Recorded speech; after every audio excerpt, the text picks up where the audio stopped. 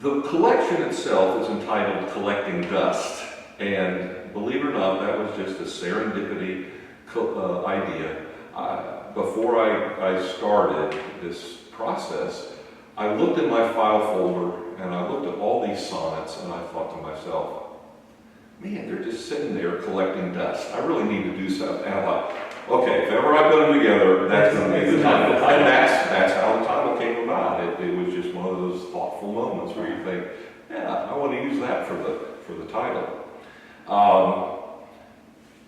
There are three kinds of poems. There's stanzaic poems, and you know what a stanza is because you sing them every Sunday morning practically, okay? There are continuous form poems, including blank verse and free verse, but all the psalms we would classify as continuous form, in the sense that they don't have stanzas. They might have parts that we would call strophes, which would be the poetic equivalent to a paragraph strophe, okay? And then there's something called fixed form. And the fixed form poem is a form that has been used so much that it enters into, public domain and people just, latch onto this. The sonnet is one of those, and I'll explain how that works. But you're probably familiar with the haiku, which is a Japanese fixed form poem based on syllable count. They also have the Japanese and Chinese have something called a tanka, which is just an expanded haiku. And then there's a form called the villanelle, which is closely related to the sonnet. And it has the same rhythm of the line, but it has a very tight rhyme scheme, and I won't go into that because I have been working in the villanelle. As a matter of fact, after I got this done and published, I started on a collection of villanelle to parallel the Screwtape Letters. And they're called The Other Shoulder. In other words, these are poems that the guardian angel whispers into the ear of the patient. So, that was a lot of fun to write that. But the sonnet is a love poem. The most famous, the one who really started the sonnet, popularized it. Didn't start it. They were using sonnets way before he was on the scene. But Petrarch, an Italian, 1300s, he started writing these love sonnets to Beatrice, and 308, I think, is what he wrote. The Italian sonnet is very interesting. All sonnets are 14 lines long, okay? They also have a line that is very rhythmic. It's called an iambic pentameter. The iamb, which is a foot, is a short, long beat. It sounds like this.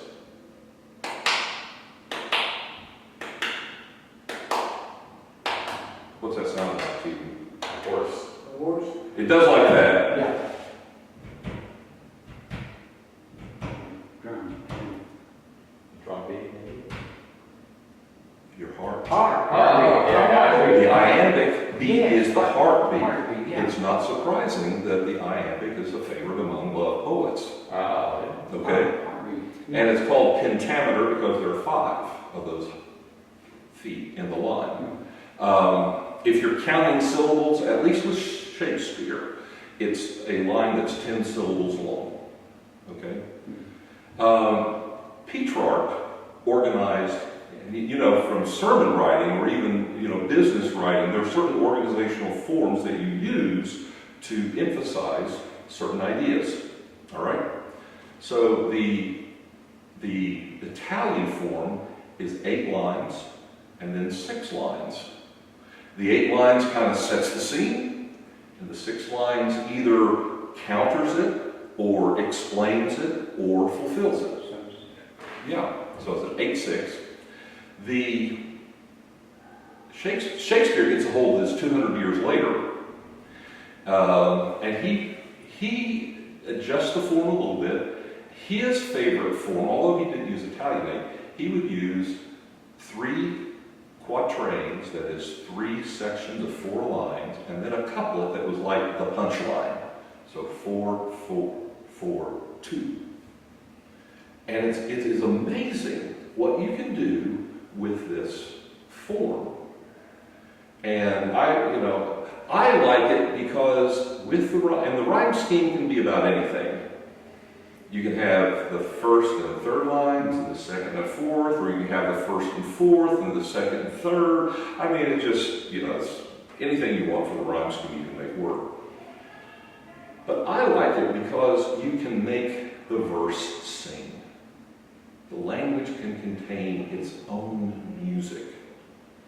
And that's why I work in the sonnet, because I think I can make it sing. So let me read the first one. This is the first one of the collection. Actually has 4 parts. Clothes hamper for time after time, which is basically devotional material. I have one called Storage Tubs for Christ's Mass, which are Christmas poems. Table Crumbs for Friends and Lovers. And then the last section is called Plot Numbers for Madison Cemetery's Grave Stories. And we'll tell you how that works. Now, I've given an example of 2 poems in each section. In the book, each section has 12, so there's a total of 48 poems in the total collection. Blessing. This is the initial poem. We welcome you, O sovereign God, to set our daily path both straight and clear, to make a level road for weary feet to take, a walk without reproach, without regret. We seek a transformed mind and heart.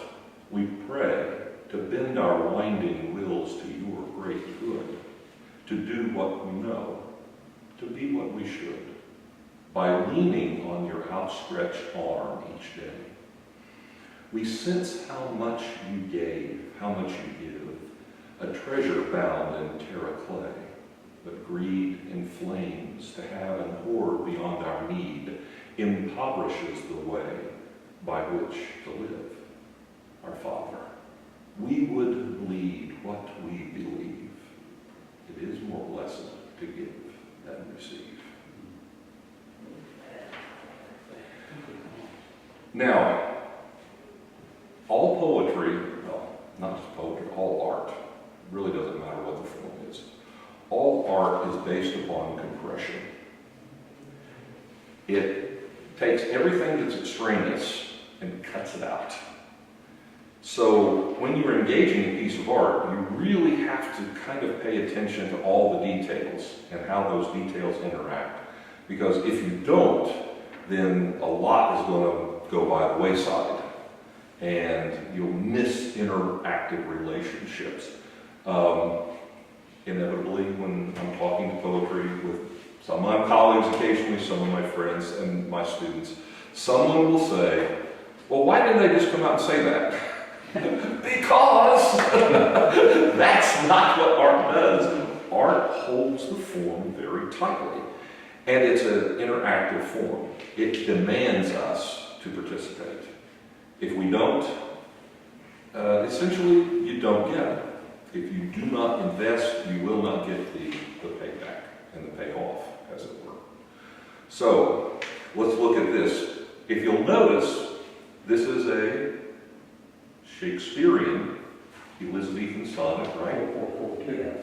3 quatrains and a couplet. The rhyme scheme is an A, B, B, A, set, regret, make, take, pray, day, good, should, and so forth. And by the way, the rhymes do not necessarily, and sometimes you really don't want them to stick out like a sore thumb. You want them to flow in the natural course of just speaking, so that you have this sense of the musicality going on, but it doesn't become Dr. Seuss. You know, I do not like green eggs and ham. I do not like them Sam I am. By the way, I love Dr. Seuss, and I think he's brilliant in what he does, because it just draws us in. That kind of music draws us in, and it's very entertaining. Which, by the way, never underestimate the significance of being entertained by something. And I would include the biblical text, particularly the Psalms and the Proverbs, in this. Some of them are so masterfully written, and we really should delight in them. I hope I don't. No. By the way, yeah. If you have anything to say, this is not a monologue, please. You can't read Lamentations without being drawn into that book. Yes. It is. I mean, every time I'm sorry. I'm sorry. But a couple of years ago, I taught. I've been thinking, I'm going to teach Lamentations. I've never taught it, and I've always been interested in it. I wasn't sure how it was going to go over, but we got into that, and we got into Jeremiah's heart. Yes. And I'll tell you, it breaks your heart. It breaks your heart for the Hebrew people, what they went through, and how he masterfully just describes it, and that is poetry. Well, it is. And I'm fond of saying to my students, poets are the ones who give us the language and the words to say what we can't say for ourselves. And by the way, the poetic nature is not just limited to those books of poetry. Of course, the prophets are primarily poetry. I don't know if you realize that, but they're more poetry than prose. But even Genesis, the first 2 chapters of Genesis, are primarily a prose poem. I mean, think about the structure. 6 days of creation. First 3, God creates place. The second 3, he creates inhabitant. And so they're parallel. Day 1, the light and the dark. What goes in day 3? Sun, moon, stars. Day 2, the waters are divided. Sky and ocean, birds and fish. Day 4. Last day, terra firma, man, animals. That parallel. And the Hebrews love parallelism. They just live off of that stuff. And they also live off of a structure that goes like this. They really like to start big and then bring it down to a point. In the beginning, God created the earth and the heavens, and the earth was formless and void. And on the first day, and the second day, and the third day, and God created Eden. And you look at 1 and 2, they're not 2 different creation stories. They're just a description of the whole large to particular progress of the progression. And poetry can do a whole lot more than scientific language. I mean, technically, you could say, in the beginning, God set forth time-space continuum. He created matter and energy in all of its manifestation. Does that really scan? Come on, nobody's going to want to read this. Right? Make it sound good though. But look, I mean, time and the morning and the evening were these days. Space, these are the places. And God, it says something about his entire providence. He creates the place for inhabitants to dwell. And what is it that Jesus tells his disciples as he's getting ready to go away? I am going to prepare a place. And if I go, I will come again. I mean, that's pure Hebraic thought. Place, inhabitant. And these are just forms that are very, very rich in their presentation. This poem, Blessing, of course, is an invocation. I actually wrote it as an invocation. sanctification for the beginning of one school year. And I think that school year was, I think Acts 20:35 was the theme verse, you know. It's the only place we have where Jesus, you know, is recorded, is more blessed to give than to receive. So, you know, it's kind of delightful that Luke was able to salvage that little tidbit for us.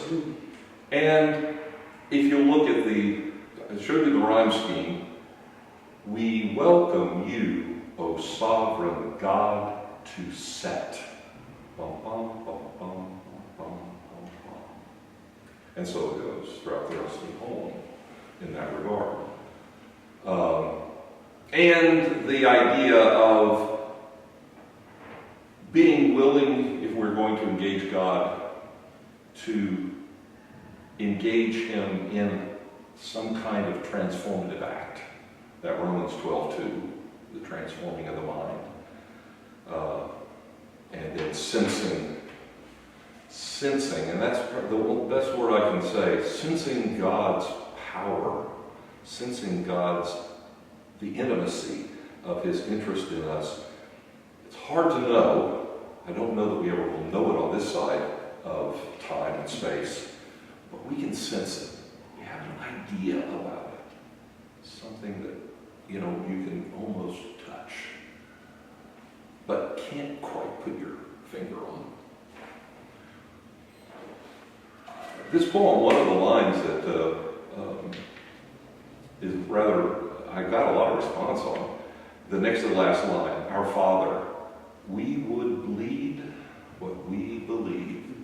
Well, that's just a metaphor. It's not it's the idea that faith has to run deep in the blood, heart blood of what, and this idea of generosity and giving and realizing the blessing that comes out of that is more significant than just an exchange, if you will.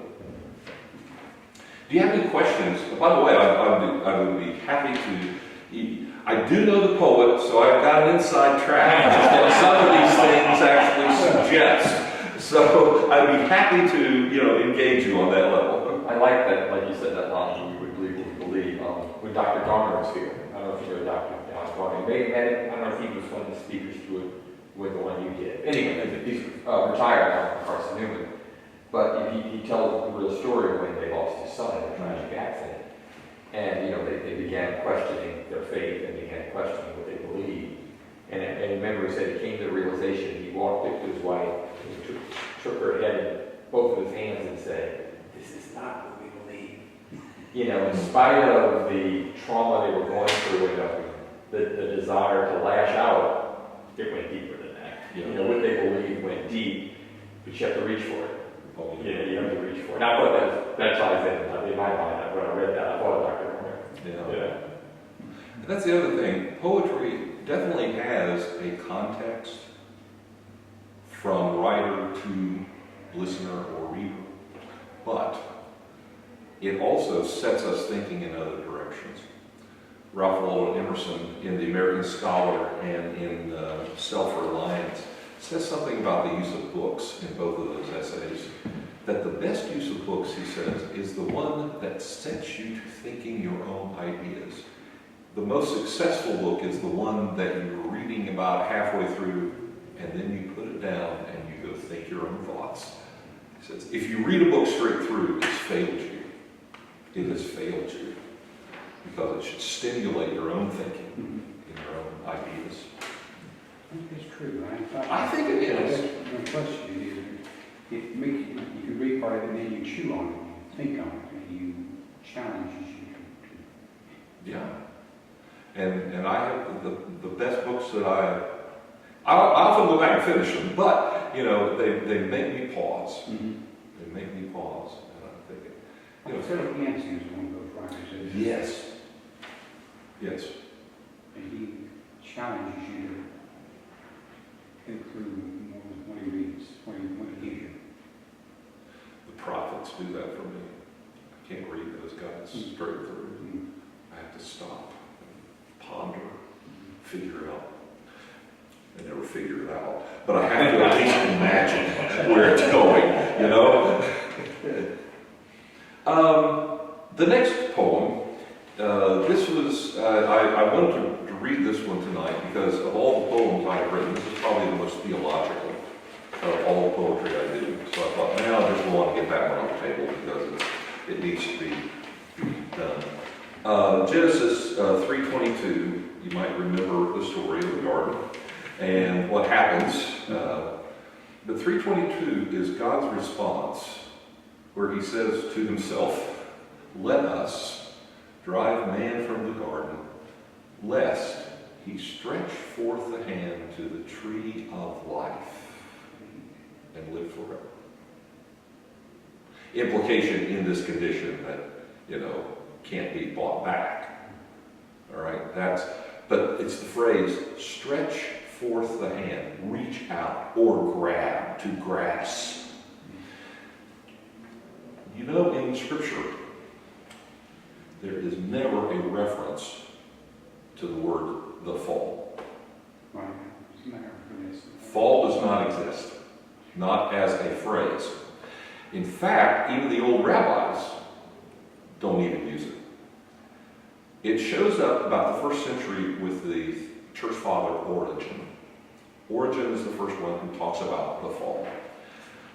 And quite frankly, that phrase just irritates the fire out of me because it sounds accidental, like, oops, tripped, sorry, didn't, And that is not what happens in the garden by any means. And so this is my counter to Origen, and it's called the stretch.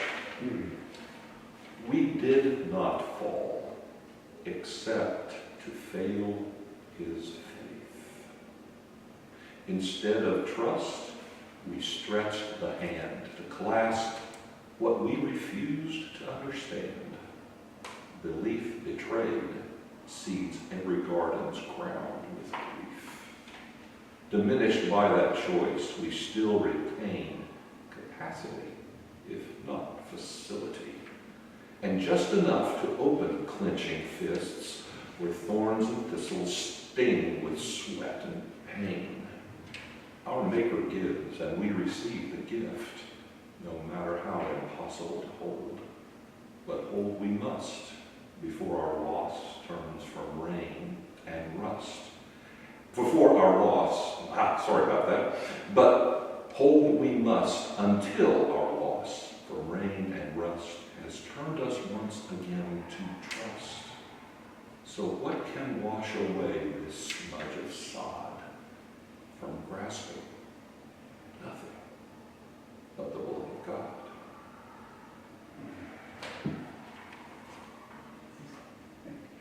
And then I did this as a sermon once, and we did the old hymn, what can wash away my sins? Nothing but the blood of Jesus. But the idea of this, living by this, as opposed to living by this.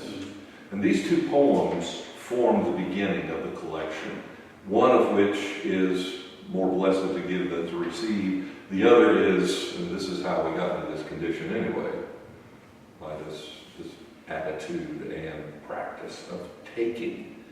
And I cannot think of a better image of just sin than this image.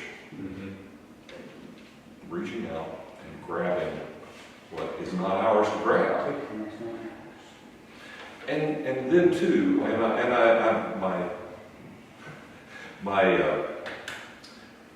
my Calvinist friends, I just drive them crazy with some of my ideas, my Arian ideas like this.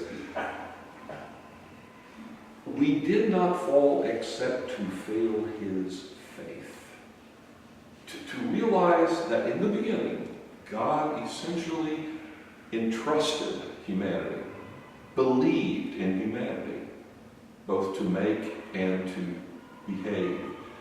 And then in the book of Job, it's a cosmic bet. The accuser comes along, you do this, and he'll deny it, and God says, I'll take that bet. And he shoves every chip he has into Job's corner. And then on the cross, I mean, what is this except, I believe you will receive me. I mean, there's no guarantee, right? I mean, Jesus has spent 3 years with these less than stellar followers of his, betrayers and deniers and doubters. But he, you know, it was, I believe that you will respond, that you can respond, and I am there for you to respond to. That makes responding to God, I think, a whole lot more inviting to realize that he actually believes in us. And has from the beginning. Acting up. Yes, exactly. In story, there is always a protagonist and an antagonist over the conflict. Okay? That's how you describe the conflict. The protagonist, that's the one undergoing whatever the antagonist is throwing at them. So I ask my students from time to time, I say, okay, if you take the Bible as a meta-narrative, the whole big story, one story, who's the protagonist? Whose story is this in the Bible? Whose is it? I would hard to say about one because it's certainly God's love and redemption of man, so it's kind of both. So I would say God. But the protagonist is God. The story is God. Yeah, this is God's story. There is no doubt about It's God's that. story from beginning to end. Yes. And who's the antagonist? Probably man. It is. It's not Satan. It's not the fault. We are. Yeah. We are the antagonists of the story. And to see that God, as protagonist, doesn't destroy the antagonist, doesn't resist the antagonist, but transforms the antagonist with love and with righteousness.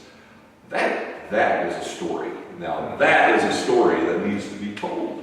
And it's pretty powerful when we examine those narratives in that form. Anything you would like to observe, again, question or comment? I'm more than willing to take comments too. By the way, don't be afraid to say, this line is just really crazy. Because listen, I've had a lot worse thrown at me. Love the image of the grasping thing of sin. That's a good image. The third recap, our Maker gives us when we see the hope we must until our loss remain in rust is turned once again to trust. He said the idea of wearing out, yet we return. Yeah. Eventually we tire of our grasping. We do. And when we do, it's right there. The word gift here is, it's kind of a bedeviling word, and I would not expect many people, if anybody, to really get it. But if you are familiar with J.R.R. Tolkien's mythology, the gift of a Iluvatar to men is death. They don't continue on and on without change and just wear, out like that. And that seems to me that the gift in Genesis 3 is the fact that God says, no more. You will not have to endure this beyond this point. Death is where it will stop. And we must endure the gift. So the view of death as a gift. Yeah. In this particular setting, yeah. Right. Yeah, death is a lot of other things too, and not many of them positive. But here, I've often thought that God wasn't pronouncing a curse, because the curse was actually on creation, right? Sweat, blood, and, thorns and thistles. But death was the release from both the curse and from the condition. And in that regard, it's kind of messianic, because death is what puts things right again. Only it's the absolute death, the blood of God death that rights the ship finally. Well, like I said, that's That's a little esoteric. That's a good one. The second section is about Christmas, and so some of these are a lot lighter. Some of them, by the way, are very bedeviling. But I put two of the more positive ones. The first one is the Italian form. You'll know that's 8 and 6. And I used it for a communion meditation originally. It's called a Celebrant's Prayer. This season, stewed in celebration, stirs the heart and leaves us stuffed with empty joy. A meal of consolation and a toy or treat or gift or game, digested slurs. These holidays of hectic pace increase a pressured push beyond the heart's consent, where quick we ever trudge the next event or visit, infinitely plagued of peace. Infinity, sorry. Plagued of peace. I'll get that out there eventually, Bob. O breath of heaven, whisper now of bread and wine. Come fill the soul, make hunger cease. Come raise these dusty bones from walking dead. Come brood upon the depth of our decrease. We trip along an empty way we dread. Come help us see the hope of our release. I used to love Christmas as a kid. The older I've gotten, the more draining it is. People insisting, have fun, do this. No, I'm tired. I don't. And that's one of the reasons I wrote this piece in particular, was just to kind of push that back and say, no, we've missed a lot. Did you write this while you were in quarantine, or I actually wrote it before quarantine. It was one of those Decembers when there was just so much on the plate, and it was my turn to do communion meditation, and I thought, I got something to say here. Here's what I want to tell you. I thought it was great. I thought you might have done it because you had thought, looking back and going, oh, let's just say this is the way it is. It's beautifully written. How many of you have had your season stewed in celebration? Yes. Boiled. Oh, Yeah. And you look for your joy in anything, and it's just not there. Because we are infinity plagued of peace. The next poem, The Gathering of Fowls, this is my parable. Every Christmas section has to have a counting poem, right? The 12 days of Christmas, and so it does. This is my own parable of the church, if you will. A gathering of fowls. On 12 extended limbs of holly sat 11 birds, whose feathers glistened black. They watched 10 geese gainsay with click and clack 9 ducks, who let the taunts roll off their backs. A chorus 8 of lowly whippoorwills lamented under 7 blue jays' shrill complaint. 6 sparrows fell before their fill, as finches 5 arrayed their golden bills. 4 falcons slowly floated rings above 3 nesting hens, immobilized and numb, while in an oak perched owls, abraced in sun, that scrutinized a solitary dove. But each to each must fly to revelry beneath the partridge on a dogwood tree. You're going to have to explain this one, Ron. This one's got body. There's a lot of traditional imagery in this that is not popular in the sense of popular knowledge, okay? Start with a couple. The partridge in the pear tree is traditionally an image of Christ, okay, on the cross. I would never guess it, but it is traditionally that. So I placed our partridge here in a dog. Well, first of all, it's East Tennessee, and the dogwood tree is emblematic of the tradition of the dogwood being the cross wood caught that, but I wasn't sure. The partridge is a traditional image Okay. of the Christ. Huh. And the idea is, no matter where you're fluttering around within this fellowship that we call the church, eventually all must come to the cross and to the Christ. And that's where all reverie really rests at the end. Now, the others are just things that happen. I mean, Bob, you've been in ministry long enough to know, to identify these groups, at least some of them. Yeah. You know who some of these people are.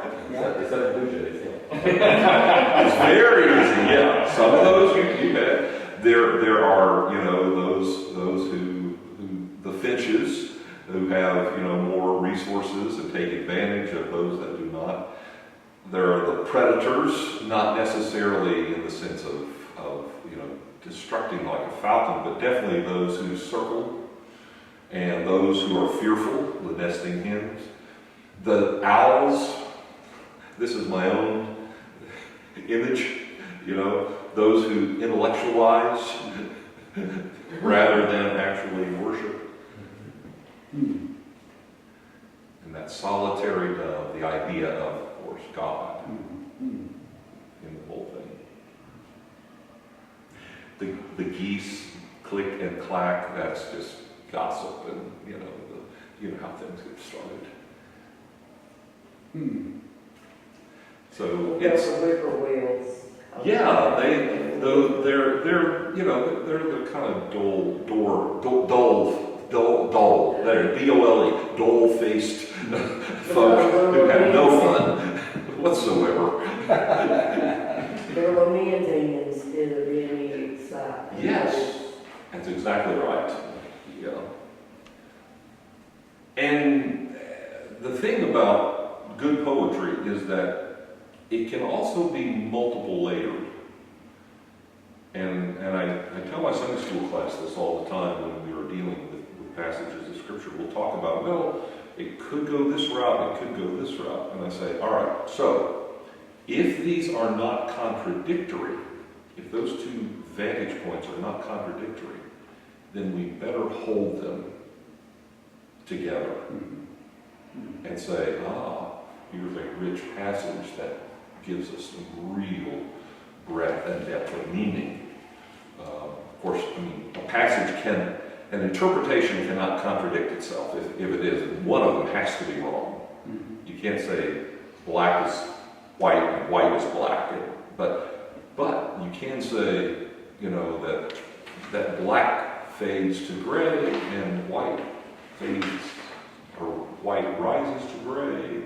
And then you've got this kind of holistic picture of the color interaction. And it may indeed mean that. And we're better off saying less that we know what it means and more that we understand what it could mean. At least I think that in most cases, especially when you're dealing with prophecies and those kinds of things, it's very difficult to nail it down. It's a lot easier to deal. I think that's why everybody likes all us goy and we like Paul, because he's writing basically instruction, and instruction is pretty straightforward. But the gospel writers don't do it that way. I think that's basically the difference between a young Christian and a mature Christian is. Young Christians think they got it. We can tell in 3 sentences what we know. Yeah. Whereas if the 50-year-old takes a lot of sense, he still doesn't say he knows it all. Exactly. Yeah. The older I am, the less I know. Yeah. Right? Yeah. And that's not bad. No, it's not. No, because it actually then frees us from a lot of dogmatism. We don't have access to grind as much as we used to, I think. I'll just dig a little deeper. Yeah. Well, that's Christmas. The segment for friends and lovers. Most of the first half of the book is really devotional in one sense. The second half is really more human in that it talks about, just relationships, and it talks about conditions that we undergo as people. So the color line here, this is, I've been wanting to write this poem forever, and when I went into quarantine and when I was on sabbatical, it was like, okay, this is the perfect opportunity. My father was in the Coast Guard, and we were down in Brownsville, Texas for my first grade year. Went to a school called El Jardín, spelled Jardeen. The Garden is what it was. And my best friend at El Jardín was Felipe. And we were terrors of the first grade. I often think, if I'd stayed there and we'd grown up together, we could have run the cartel on both sides of it. We were good. Or at least we thought we did. And I often wonder what happened to him, from time to time. And I don't know. But this is also what was going on in quarantine was the Black Lives Matter and movement and the whole issue of race.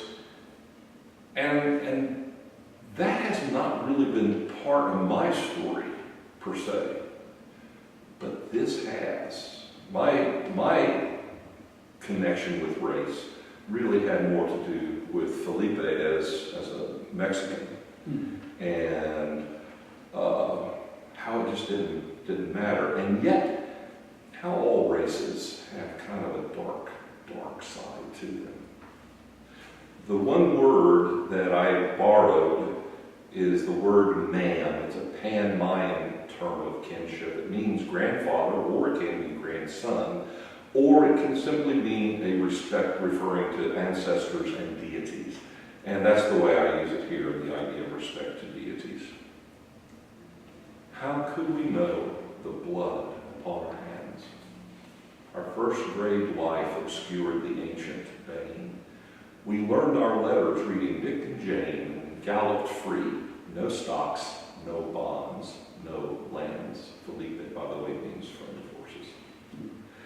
I did not know your color line came from old Americans, the ones whose gods exchanged ancestral blood for man and maize, deranged at last by Latin lust to lords and gold.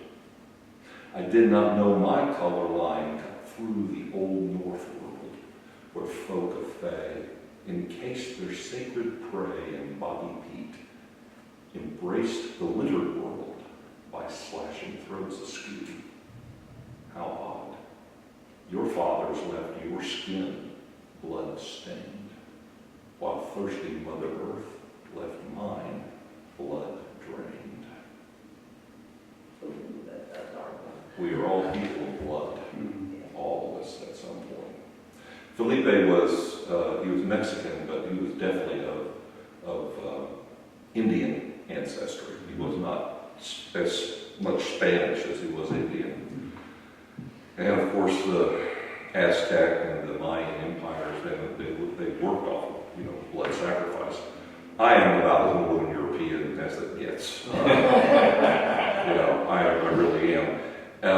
And in Northern Europe, the tribes at the solstice, winter solstice, often did human sacrifices. They have these select people. They're kind of privileged in the tribe, and then at the solstice they slit their throats and they inter them into the bog. These are called the bog people. In fact, there's a book called The Bog People of Denmark, where people going out digging peat for heat, they run into these bodies, and they had leathery skin, but they had the tannic acid had preserved them perfectly. So much so that you could do an autopsy and figured out what was their last meal. Wow. What kind of work they did or did not do by the condition of their hands. And that's my tradition. Those are my people. Felipe's people, they were out there, sacrificing others to the gods. But both of us have blood. I would say it's the ultimate point that all races have blood on their hands. We do. Exactly. We are kin by blood. We say, all blood is red. but it's darker than that. Yeah. We all have a darkness in our race regardless. So, this was my take on Hope your next day was happier. Oh, wait till we get to the Madison cemeteries. This is nothing. Well, because you're honest. You're honest. Well, yeah, and that's what, that's what you should do. You gotta be honest with the darkness. And I learned that, by the way, as much from Scripture as anything. The Bible is pretty brutal in terms of laying out the human condition. Yeah. It does not romanticize it. Does not. And sometimes it's hard to.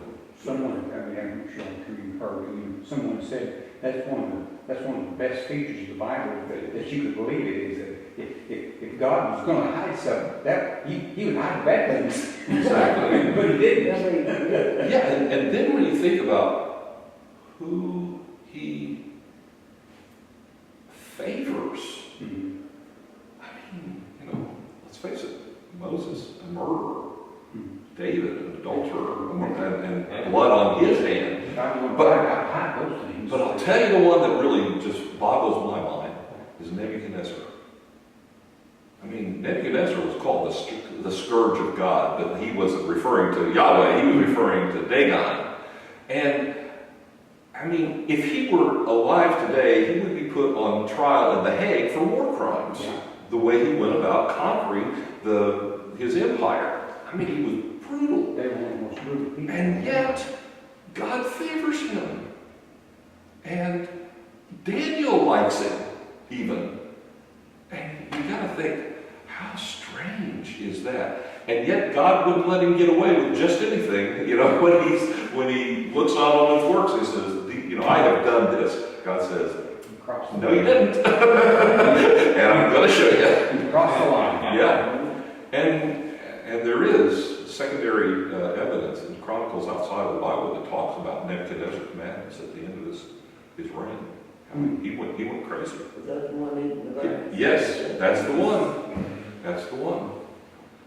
But he was also teachable. I mean, yeah, he threw Shadrach, Meshach, and Abednego in the fire, but when they came out, he said, okay, yours is the God. I realize that, I've crossed that line too.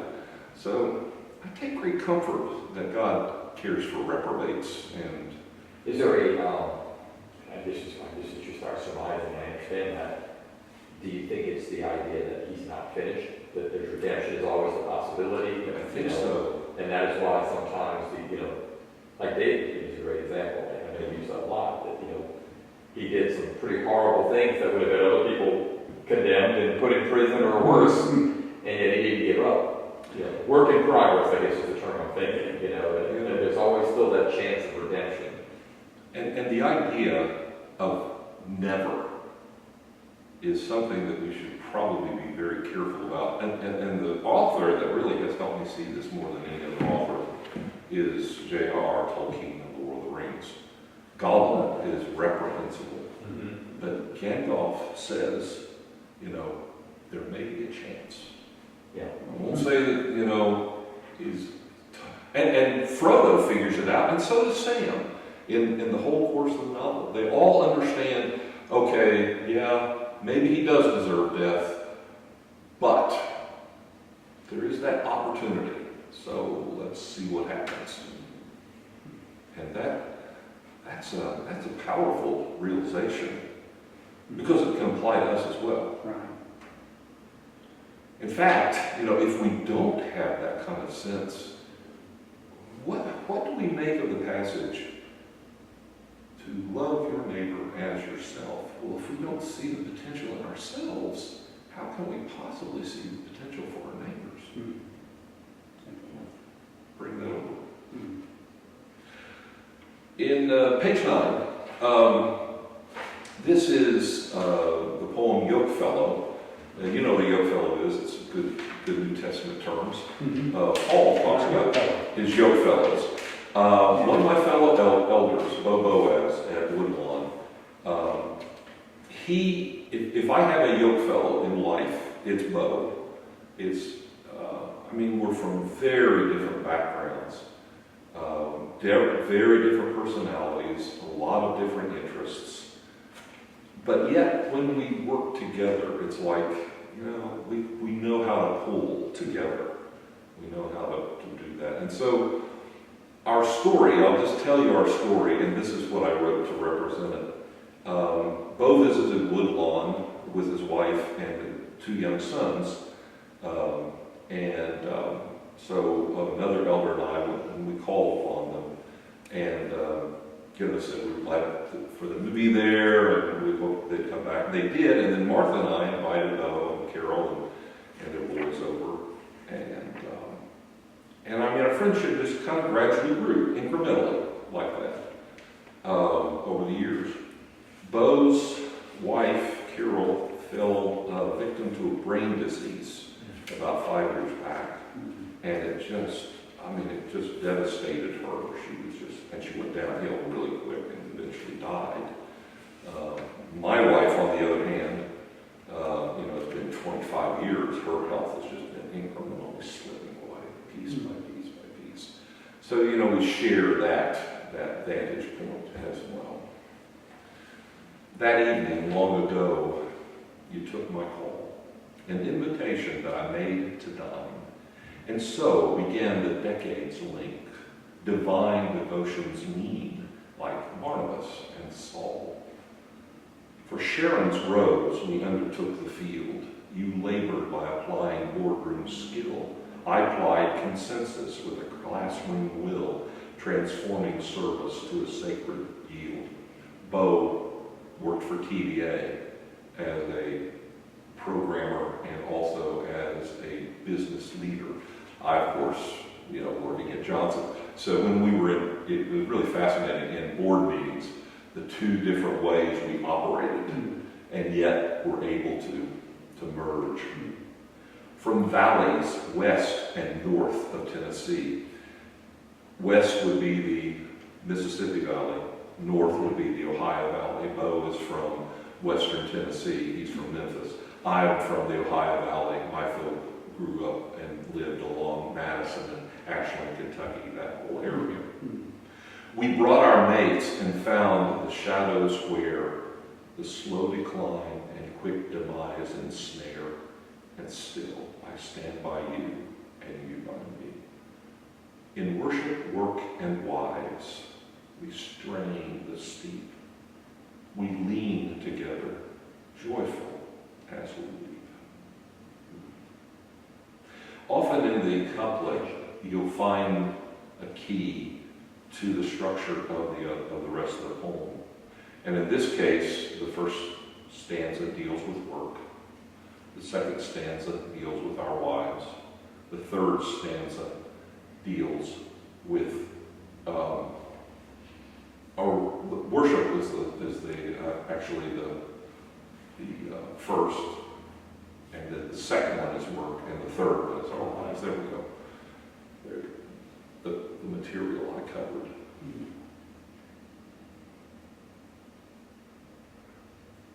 Good poem for friendship. It is, and more importantly, Bo really liked it. So, so that's all that really mattered to me at that point, to be truthful with you. But it did turn out well. Is this like you were talking about the Shakespearean? Yes, it too is a Shakespearean structure. I love those 3 points and an invitation, right, Bob? I mean, that's gospel, isn't it?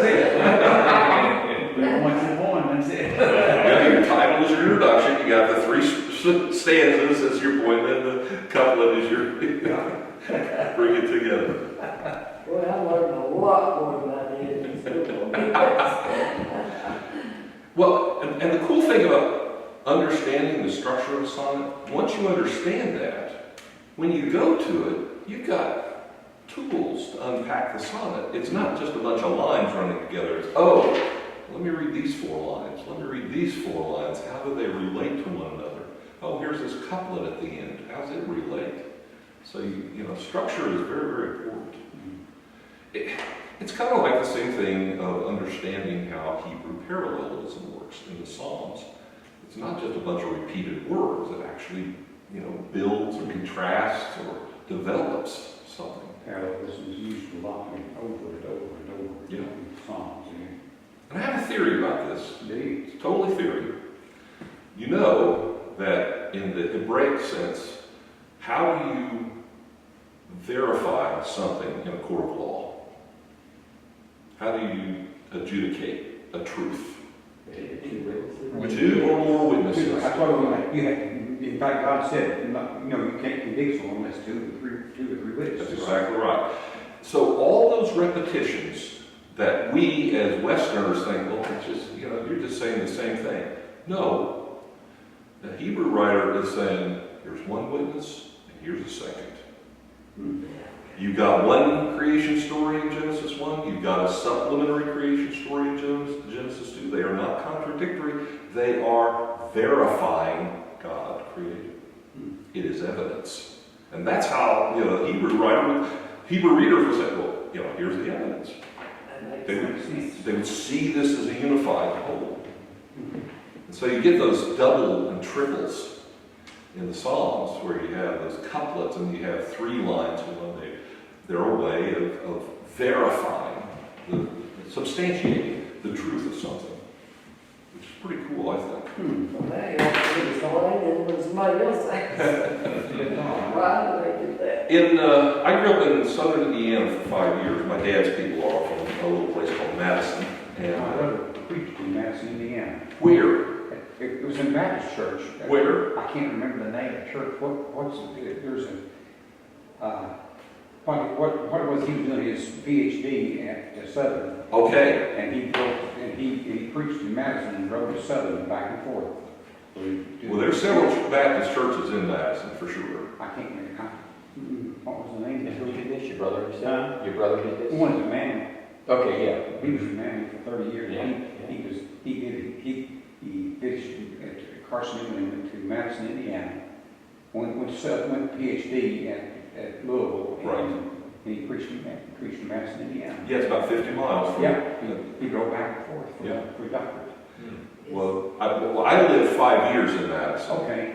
And it was, What year was that? I went to North Madison Christian Church. Okay. When were you there? 1962 through, or 1961 through 1967. Okay. About 6 years. Okay. Yeah, we were there. Well, he was back. Yeah, it was. Well, my brother, he's 70, he would have been 70, I said 72, so he would probably be 76 now. He died 7 years ago. Well, Madison is a real pretty little town. In fact, it was a hub of commerce and industry. At one time, there was talk about making Madison the state capital of Indiana. It had one main railroad running to it. Madison was the second largest processor of hogs next to Chicago for a while. Wow. Yeah, it was, and of course, it's on the Ohio River, so you had all the steamboat traffic. Yeah. But eventually, roads and other things kind of took over, and Madison kind of froze in time. And it became my little town, as it were. And so there's just a lot of history there, and cemeteries are fascinating, as most old cemeteries are. Is near Winchester, or have you heard of Winchester, Indiana? Not of Indiana, no. Where is that? I don't know, it's up there. Yeah, there's a lot of Indiana. But I was little, but when you said the town, just, it stopped, and I would ride a bicycle to town, when I was a kid. And my cousins owned an actual roller skating rink now. And it's like back in time. Yes. Well, that's how Madison was. I mean, as a kid, I rode my bike all over town. I mean, I could go anywhere and never think a thing about it. Oh, man. So it's kind of like I consider it one of my little hometowns. And I used to love to go kicking around in the graveyards, looking at the graves and thinking, I wonder what the story is behind these. So I got the idea, I'll write a story for each of these, tombstones. I'll just make this up. This is pure fiction, most of it. And they are dark, for sure, because they all deal with death and loss. And my sister, after reading my Madison poem, she says, doesn't anybody have a happy life? And I said, no. We do not have happy lives. We all suffer with pain and loss, that's how it is. So the first poem, Madison Cemeteries, called Benediction, which is the first poem in the collection, it basically just kind of lays the tone of the collection. Across these grounds on phantom names I gaze, in rows made reverend by water, prayer, and word, where autumn sweeps the slumber bare, where children seldom play, nor cattle graze, an empty space except for grass and names, imprinting stone and earth, but all soon fades and fails to resurrect these scant remains, the passing toils of men, the strains of maids, these names without their portraits, faceless words, lament and moan, forgotten breath and skin, like fading grass that withers from within, the saddest loss, like some forgotten bird, the flock has left to autumn's frosty breath, this stilled life becoming stiller death. Poetry is not just intellectual, it is about tone and feeling as well. And so I got all these gravestones, and so I started just collecting them and writing them down, and then I go home and I think about what that story was about. And so I began filling in. Here's one of my favorites called Fallen. Jason Ritter Crosley, First Lieutenant, Aviation Corps, World War of 1917 and 1918. That's all that's on the stone. No birthday, no death date. And I'm thinking, I wonder if he died in France, if this is just a memorial stone. Well, I come to find out years and years later, no, he had a full life. He returned home, and it was just a memorial stone for him. It was in the cross.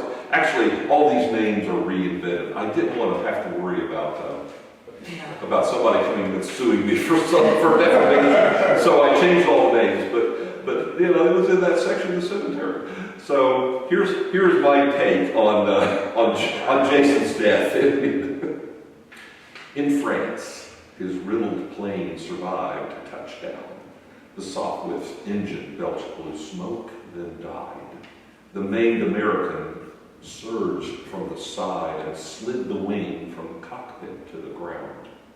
He staggered 20 yards and swayed before the fresh-mown hay rose up like a guardian flood. His shattered right arm, his boots filled with blood, left his senses numb, but made the body sore.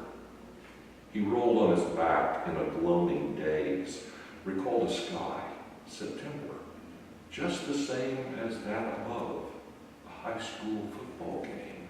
He walked her home through fading aqua haze.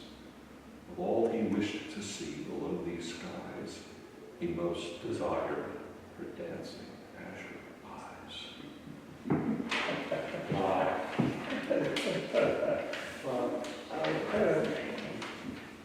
That's good.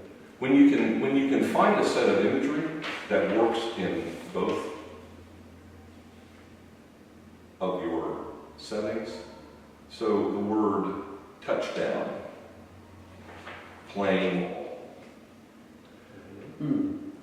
20 yards, swaying, fresh mown hay. By the way, the idea of it's not really the hay that's rising up, it's him going down. And it's guardian in the sense that in this tall grass he's hidden from everybody. And yet, he is definitely wounded and will die shortly, given this. And then the reference back to the football game and those kinds of things that just flash through your mind in critical It's going to moments. be your last thought, right?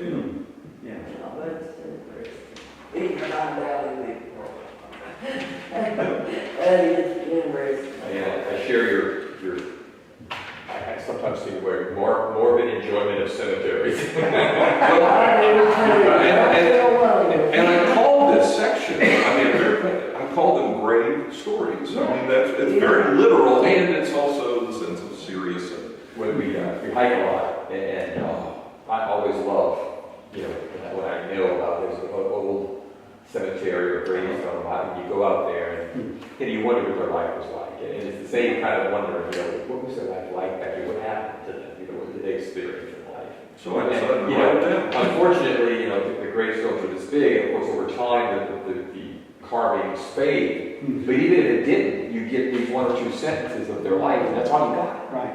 So where's the story? And unfortunately, the story fades with time. It's just a matter of fact. One of the last poem in the collection is called Illegible. Illegible. We were hiking, just a real quick story, Gail and I did a hike on the south side of the Smokies. It was called Northern Creek. And it was way back that we went in there. And I had read in a book that there was 3 tombstones that you could read. 2 of them were children. And the third, they're not sure because it was written in now undecipherable Indian language. And sure enough, we found the 3 on the hill. And it was I didn't know it, but it was just these carvings on stone that was an indecipherable Native American language. It wasn't Cherokee, but experts say it was Indian, American Indian. It's like, wow, just and these poor 3 are forgotten. Yeah. That's interesting. Kind of haunting. Yeah, It's kind of haunting. Yeah. Dust to dust, we'll all be there. It is coming, yes. Well, that's what I have for tonight. And I just loved it. next week, I'll pull out 6 more, 2 from each section, and we can go. That's wonderful. We'll go from I'll there. spread the word, we get some more folks here for you. This is great. I like the intimacy of this. This is I great. do too. It's good to get the person who wrote it, because they explain some background. Oh, absolutely. He had to explain that 2 days Christmas to me. Let it down with his wife. This person, do I sense that this is maybe your favorite form of writing English? I mean, I prefer poetry to everything else. I've seen you in teaching and other, but I sense more of a. Yeah, I'm far more passionate. I just sense that. And it's not just serious poetry either. And this would be good to keep on tape for you all. So I'll end the night with this little doggerel. My father had a lot of different little ditties that he would quote and laugh about and whatnot. And this was one of his favorites, and I have since committed it to memory, and every year I recite it. I go around the offices reciting this thing over and over again. And it's called A Drunkard's Song. One day in late October, when I was far from sober, feeling fit and in my manly pride, my feet began to flutter, so I sat down in the gutter, and a pig came up and sat down by my side. And as we sat there, beaming, a woman of good breeding passed us by.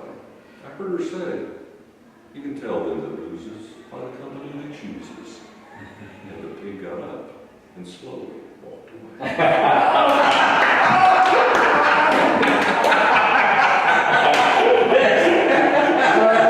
The irony. And the pig got up. Oh, I love that. Thank you, Ron. This has been great. I love it. It's been fun. Oh, yeah, absolutely. Really, really good. Thanks so much. You're welcome.